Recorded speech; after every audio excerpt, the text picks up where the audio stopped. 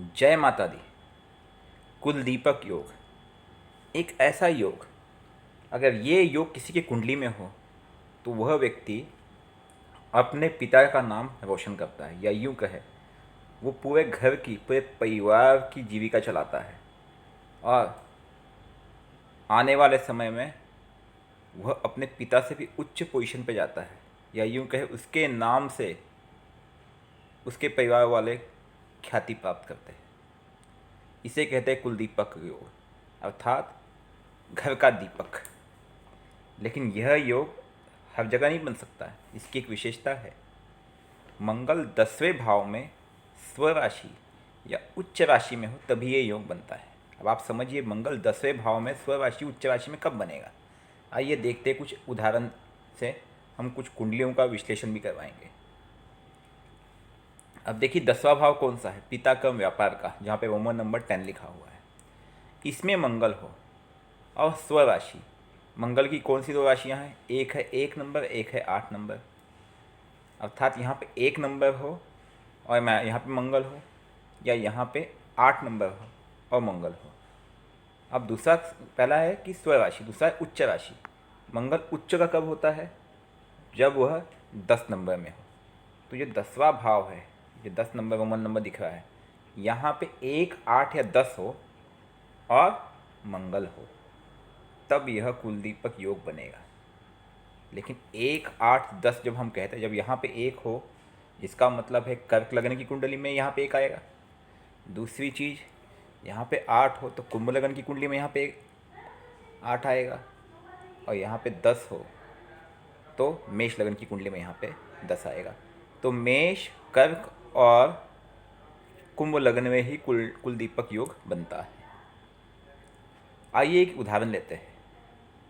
ये कुंडली कुछ दिनों पहले देखी गई है, जिसमें स्वराशि कर्क लगन की कुंडली है और मंगल कर्म भाव में 1 नंबर में है।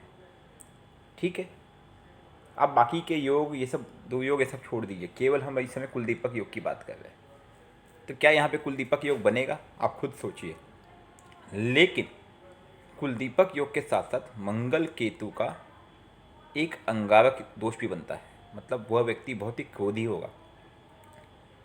कुलदीपक तो बनेगा लेकिन क्रोध के साथ, क्योंकि यहाँ पे केतु की 28 डिग्री है, मंगल की 29 डिग्री है, दोनों एकदम करीब है, तो यहाँ पे अंगारक दोष बन गया। लेकिन साथ ही साथ कुलदीपक योग भी है, क्योंकि कर्क लग्न की कुंडली में मेष राशि में 10वें भाव में मंगल आ गए। एक उदाहरण और लेते हैं।